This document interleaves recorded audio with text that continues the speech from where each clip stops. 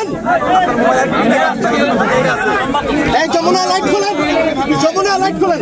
স্বাধীনতা দিবসে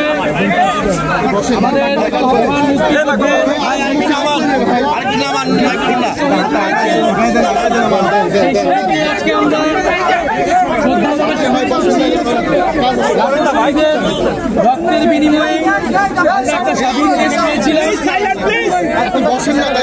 এই বাংলাদেশের মানুষ ইতিহাসের বিভিন্ন পর্যায়ে রক্ত দিয়েছে, জীবন দিয়েছে স্বাধীনতা অর্জনের জন্য, গণতন্ত্রের জন্য, ন্যায় বিচার এবং অধিকারের জন্য। সেই উপনিবেশ বিরোধী সংগ্রাম থেকে আমাদের স্বাধীনতা সংগ্রাম এবং এর ধারাবাহিকতায় 2024 সালের গণ অভ্যুত্থান।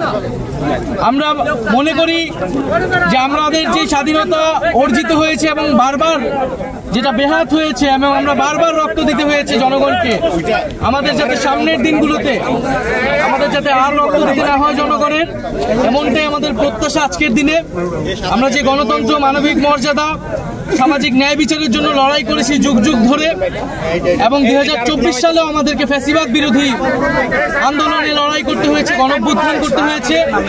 আমরা চাই একটি গণতান্ত্রিক রাষ্ট্র ব্যবস্থা বিনির্মাণের মাধ্যমে এবং আমাদের যে শাসন কাঠামো, আমাদের যে গণতান্ত্রিক প্রতিষ্ঠানগুলো, সেগুলো আবার সংস্কারের মাধ্যমে পুনর্গঠন করে একটি গণতান্ত্রিক রাষ্ট্র তৈরি করতে, যেখানে মানুষের ন্যায় বিচার নিশ্চিত হবে এবং মানুষকে বারবার আর রাস্তায় নামতে হবে না রক্ত দিতে।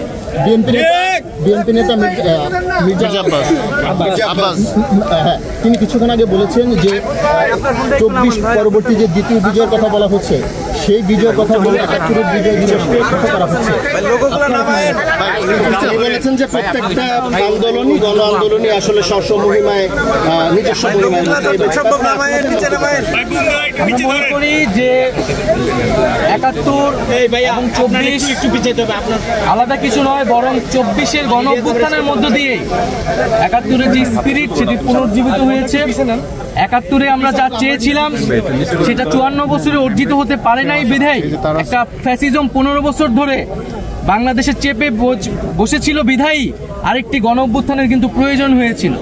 ফলে আমরাও কিন্তু 71-এ যে সাম্যের কথা বলা হয়েছিল, 24-এ কিন্তু সেই বৈষম্যহীন সমাজের কথাই আমরা বলছি। ফলে যারা এটাকে আসলে পরস্পর বিরোধী বা মুখোমুখি করে দাঁড়া করাচ্ছে, তাদের উদ্দেশ্য অসৎ এবং আমরা মনে করি তারা 24-এর গণ অভ্যুত্থানকে, এই যে ছাত্র জনতার বিজয়কে প্রকৃতভাবে উপলব্ধি করতে পারেনি। এই যে নতুন তরুণরা নেমে এসেছে, নতুন সময়ের যে বার্তা, সেই সময়ের বার্তাকে তারা ধারণ করতে পারছে না। এবং আমরা মনে করি যে বাংলাদেশে বর্তমানে আমাদের জাতীয় নাগরিক পার্টির যে দাবি, যে বিচার সংস্কার এবং গণপরিষদ নির্বাচন, আমরা মনে করি ঠিক সেই পথে গেলেই জাতির একটি উত্তরণ ঘটবে গণতন্ত্রের পথে। সংস্কার এবং বিচারবিহীন যদি নির্বাচন দেওয়া হয় এবং কেবল কোনো একটি দলকে ক্ষমতায় বসানোর জন্যই যদি নির্বাচন চাপিয়ে দেওয়া হয় সংস্কার এবং বিচার ছাড়া, তাহলে তা অবশ্যই মেনে নেওয়া হবে না। এবং আমরা দেখতে পাচ্ছি যে পুরনো সংবিধান এবং পুরনো বন্দোবস্ত এবং ব্যবস্থাকে আঁকড়ে ধরে রাখার চেষ্টা করা হচ্ছে।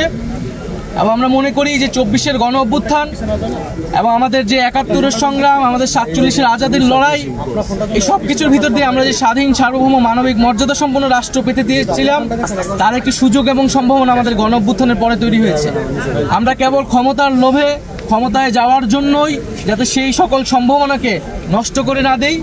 এবং আমরা দেখতে পাচ্ছি যে একদিকে ক্ষমতায় যাওয়ার জন্য এক ধরনের নির্বাচনকে চাপিয়ে দেওয়া হচ্ছে, বিচার এবং সংস্কার প্রশ্নকে পাশ কাটিয়ে, অন্যদিকে ফ্যাসিস্ট শক্তির পুনর্বাসনের জন্য নানা ধরনের পায়তারা চলছে।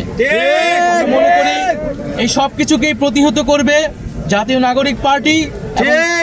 24-এর গণ অভ্যুত্থানের আকাঙ্ক্ষা নিয়েই আমরা এগিয়ে যেতে চাই।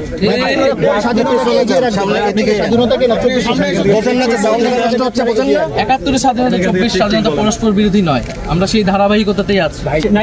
5 আগস্টের আগে এবং পরে দলগুলোর মধ্যে যে ঐক্য ছিল, আপনার কি মনে হয় এখন বর্তমানে এই দলগুলোর মধ্যে সেই ঐক্যটা কিছুটা ফাটল ধরেছে? আপনাদের বক্তব্যটা কি? আমরা মনে করি যে জাতীয় ঐক্যের যে সুযোগ এবং যে পাটাতন তৈরি হয়েছিল, আমরা এখনো সেই পাটাতনেই আছি, কিন্তু এখন হয়তো বিভিন্ন দলের এজেন্ডা আলাদা হচ্ছে কিন্তু আমরা যদি 24-এর গণ অভ্যুত্থানের আকাঙ্ক্ষাকে বাস্তবায়ন করতে চাই, দেশের স্বার্থকে আমরা রক্ষা করতে চাই, তাহলে আমরা এই একই পাটাতনে থেকে আমাদের পরস্পর ভিন্ন মত, ভিন্ন লক্ষ্য থাকা সত্ত্বেও আমরা মনে করি সেই একই পাটাতনে থেকেই আমাদেরকে সামনের দিনে এগোতে হবে।